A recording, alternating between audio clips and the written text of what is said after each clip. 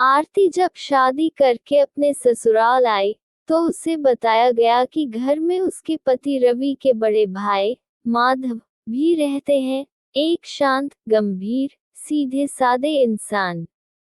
आरती पहली बार जब रसोई में काम कर रही थी, उसने देखा माधव बरामदे में कुछ टूटे हुए कांच के टुकड़े उठा रहे थे। वह समझ न पाए। बाद में सास ने बताया, माधव की पत्नी काव्या 2 साल पहले घर छोड़कर चली गई थी। उसका स्वभाव कड़वा था, अक्सर घर में चीखती चिल्लाती रहती थी। आखिरी बार जब वह गई, उसने गुस्से में चूड़ियां तोड़ दी थीं, और उन्हीं टूटे टुकड़ों को माधव आज तक कभी कभी उठाते रहते, जैसे किसी याद को साफ करने की कोशिश कर रहे हों। आरती को सुनकर अजीब लगा, एक आदमी जिसका दिल इतना साफ है, उसे इतनी कड़वी यादों का बोझ क्यों मिला। अध्याय 2, माधव की चुप्पी और आरती की कोमलता। घर में सभी खुशमिजाज थे, बस माधव को छोड़कर।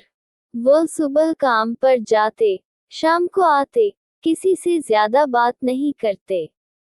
आरती जब उनके लिए भोजन परोसती, तो वह बस इतना कहते, बहू, जरूरत से ज्यादा मत कर दिया करो, मैं ठीक हूँ। लेकिन आरती जानती थी, तुम ठीक नहीं हो जेठ जी।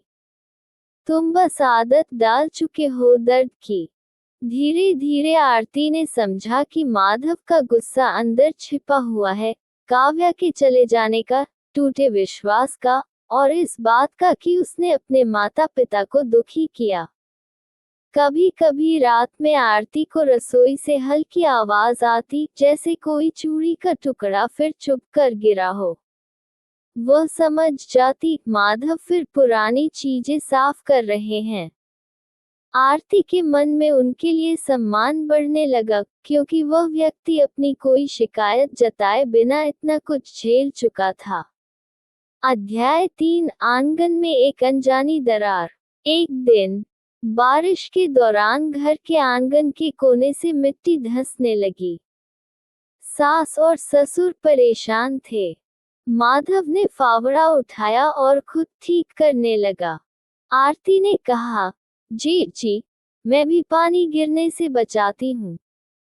माधव रुक गए, उन्होंने कभी यह सोचा नहीं था कि कोई बहू उनके साथ खड़ा होकर, उनके दुख का नहीं तो कम से कम उनके काम का सहारा बनेगी। पानी बहुत तेज था, अकेले संभालना मुश्किल था। दोनों ने मिलकर आंगन को संभाला। एक पल को आरती फिसली, तो माधव ने उसका हाथ पकड़ लिया, लेकिन तुरंत छोड़ भी दिया, मर्यादा को सबसे पहले रखते हुए। आरती ने केवल इतना कहा, धन्यवाद। माधव ने हल्की मुस्कान दी, शायद महीनों बाद पहली बार। लेकिन उसी दिन कुछ पड़ोसियों ने बातें बनानी शुरू कर दी, बहू और बड़े बेटे की ज्यादा बन रही है। ये बात हवा की तरह पूरे गांव में फैल गई। आरती रो पड़ी, उसने तो बस अपना कर्तव्य निभाया था। माधव के हाथ में फिर से वही एक चूड़ी का टुकड़ा था, लेकिन इस बार आवाज चूड़ी की नहीं, किसी गलतफहमी की थी। अध्याय 4, वह रात जब सब टूट गया। कुछ दिनों बाद ससुर की तबीयत काफी खराब हो गई। अस्पताल ले जाना पड़ा। आरती पूरी रात सास का सहारा बनी रही। माधव भाग दौड़ में लगे रहे। रवि बाहर शहर में नौकरी पर था, इसलिए जिम्मेदारी इन तीनों के कंधों पर थी। रात के 2 बजे जब डॉक्टर ने कहा कि ससुर को आईसीयू में रखना पड़ेगा, तो आरती की आंखें भर आईं। माधव ने चुपचाप उसके कांपते हाथों पर थमा हुआ पानी का ग्लास रखा और कहा, डरो मत बहू, बाबा को कुछ नहीं होगा। उसकी आवाज में एक ऐसा भरोसा था जो इंसान को टूटने नहीं देता। पर तभी एक नर्स को गलतफहमी हुई। उसने सास से कह दिया, आपकी बहू और बड़े बेटे का आपस में बहुत लगाव है। सास ने ये सुनते ही गुस्से में माधव को डांट दिया, तुम क्यों बहू के इतने करीब रहते हो? माधव का चेहरा बुझ गया। पहली बार उसने जवाब दिया, मैंने हमेशा मर्यादा रखी है, माँ। उसकी आंखें भर आईं और वह बाहर बरामदे में जाकर बैठ गया। आंसुओं की एक बूंद जमीन पर गिरकर टूट गई, बिल्कुल वैसे ही जैसे चूड़ियां कभी टूटी थी। अध्याय 5 सच की आवाज। आरती उस रात माधव के पास आई। उसने धीमी आवाज में कहा, जेठ जी, आपने हमेशा मेरी मर्यादा रखी है। अगर किसी ने गलत सोचा तो वह किसी की सोच का दोष है, हमारा नहीं।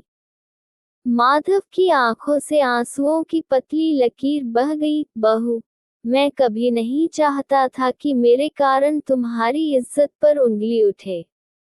मैं बस इस घर का बेटा हूँ और तुम्हारा जेठ हूँ, इससे ज्यादा कुछ नहीं। आरती ने कहा, रिश्तों को गलत सोचने वाले लोग कम नहीं होंगे, लेकिन सच्चाई की आवाज कभी टूटती नहीं। आपने मुझे बहन की तरह सम्मान दिया है।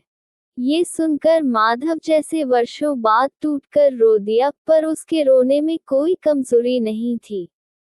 वह दरअसल उन चूड़ियों की आवाज को हमेशा के लिए मिटा देना चाहता था जो दिल में बार बार चुभती थी।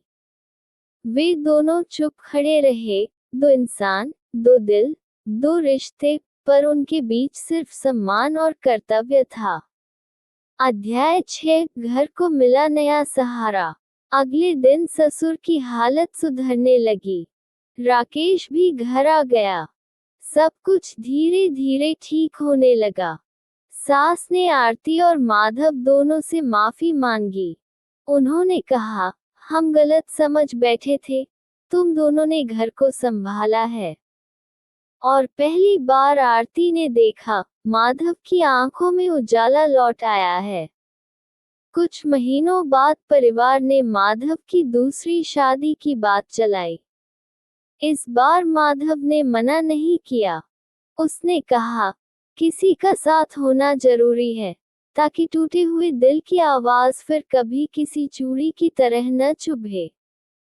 शादी के दिन जब वो अपनी दुल्हन नेहा के साथ आंगन में आया, तो आरती ने हाथ जोड़कर स्वागत किया।